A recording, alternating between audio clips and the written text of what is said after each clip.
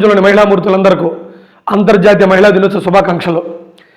మార్చి 8నే international women's day ఎందుకు జరుపుకుంటారు, అసలు దీనికి కారణాలు ఏంటి, దీనికి చరిత్ర ఏంటి, దీన్ని జరుపుకోవాల్సిన అవసరం ఏంటి, ఈ ఇంటర్నేషనల్ డే రోజున ముఖ్యంగా పురుషులు తెలుసుకోవాల్సింది ఏంటి, లేడీస్ ఎలాగో తెలుసుకుంటారో అవి పక్కన పెట్టండి, వాళ్ళు తెలుసుకోవాల్సిన అవసరం లేదు.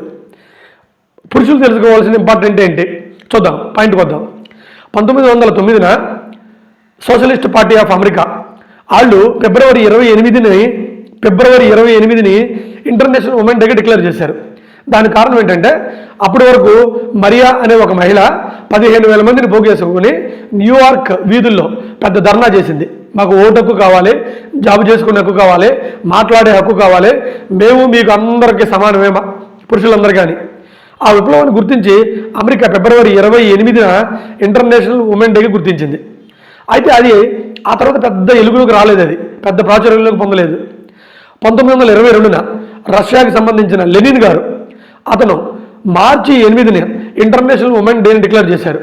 ఆయన కూడా దాన్ని ఎందుకు చేశారంటే 1917న రష్యాకి సంబంధించిన విప్లవాల్లో అక్కడ స్త్రీలు ప్రధానమైన పాత్ర పోషించారు. వాళ్ళు కూడా అక్కడ ఆ విప్లవాల్లో మాకు కూడా సమాన హక్కులు కావాలి, మాకు కూడా ఓటు హక్కు కావాలి, మేము కూడా ఎవరికి తక్కువ కాదు అని వాళ్ళు పోరాడారు. అందుకని 1922 మార్చి 8న ఇంటర్నేషనల్ ఉమెన్ డేగా డిక్లేర్ చేశారు. ఇంకా ఆ తర్వాత మనకు తెలిసిందే, యూరోప్ కంట్రీస్ అన్నీ కూడా ఆ రోజుని ఇంటర్నేషనల్ ఉమెన్ డేగా గుర్తించి సెలవులు ఇవ్వడం ప్రారంభించాయి. సరే, ఇంక పాయింట్కి వద్దాం. ఈ ఇంటర్నేషనల్ ఉమెన్ డేన ముఖ్యంగా ఉమెన్ తెలుసుకోవాలా లేదా మెన్ తెలుసుకోవాలా అనేది నాకు సహజమైన డౌట్. అసలుకి ఇంటర్నేషనల్ ఉమెన్ డే అనేది ఇంటర్నేషనల్గా స్త్రీలకు సంబంధించింది కాదు అనేది నా అభిప్రాయం. ఎందుకో చెబుతా, ఇది జెంట్స్కి సంబంధించింది. పాయింట్కి వద్దాం. ఇంతకీ వందల వేల సంవత్సరాలు ఏ దేశం తీసుకున్నా, ఏ ప్రపంచాన్ని తీసుకున్నా, ఏ రాష్ట్రాన్ని తీసుకున్నా, ఏ గ్రామాన్ని తీసుకున్నా, అక్కడ దాకెందుకు ఏ ఇల్లుని తీసుకున్నా స్త్రీని అణగదొక్కింది ఎవడో? మనిషి. మనిషి అంటే ఎవడో? మగాడు. అసలుకి గ్రామాల్లో స్త్రీని, ఈ ప్రపంచవ్యాప్తంగా స్త్రీలను కొట్టేదేవుడు? మగాడు. తిట్టేదేవుడు? మగాడు. నువ్వు బయటకు రావద్దని చెప్పేదేవుడు? మగాడు. నీకు ఓటు హక్కు లేదని చెప్పేదేవుడు? మగాడు. నువ్వేం మాట్లాడుకొని చెప్పేదేవుడు? మగాడు. మరి ఈవెన్ అణగదొక్కుతుంది ఎవడు? మగాడు. మరి ఇంటర్నేషనల్ డే రోజున ఆవిడని ఎవడైతే అణగదొక్కుతాడో ఆడు ముఖ్యంగా తెలుసుకోవాల్సిన విషయాలు ఇవన్నీ కూడా. సరే, పాయింట్కి వచ్చేద్దాం. ఆవిడ ఇంతకీ ఈ పురుషుడికి ఒక పిచ్చి బలం ఉండిద్ది. ఆ పిచ్చి బలాన్ని ఆసరగా తీసుకొని ఆవిడని ఒక సక్ష డాలుగా ఈడు భావించేసి ఆవిడ ఇంటిలోనే నిర్బంధించేసి బయటకు రాకుండా బానిసత్వాన్ని ఆవిడకి నరనరాన నూరిపోసాడు. ఎవరో? ఈ మగాడు. అందుకే నేను చెప్పేది ఏంటంటే ముఖ్యంగా ఈ మగాళ్ళకి, మీరు శారీరకంగా మాత్రం బలవంతులు, అది గుర్తుపెట్టుకోండి. కానీ ఆవిడ మానసికంగా బలవంతురాలు, తెలివితేటల్లో బలవంతురాలు.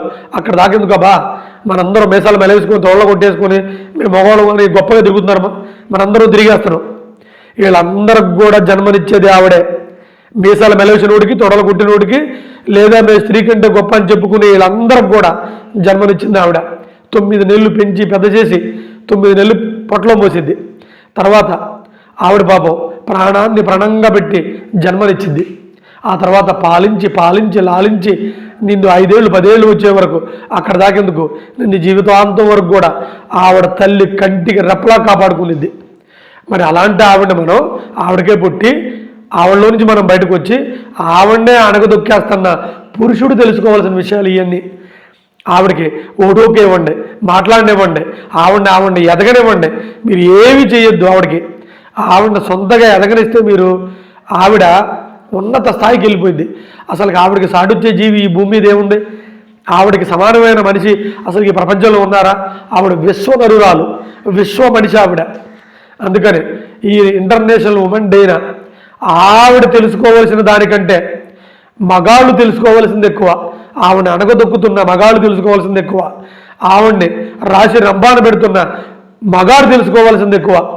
ఆవిడకి కొంచెం మీరు అనొచ్చు, సార్ ఆవిడ బలవంతురాలు కదా, మరి ఆవిడకి మనం ఇచ్చేది ఏంటని.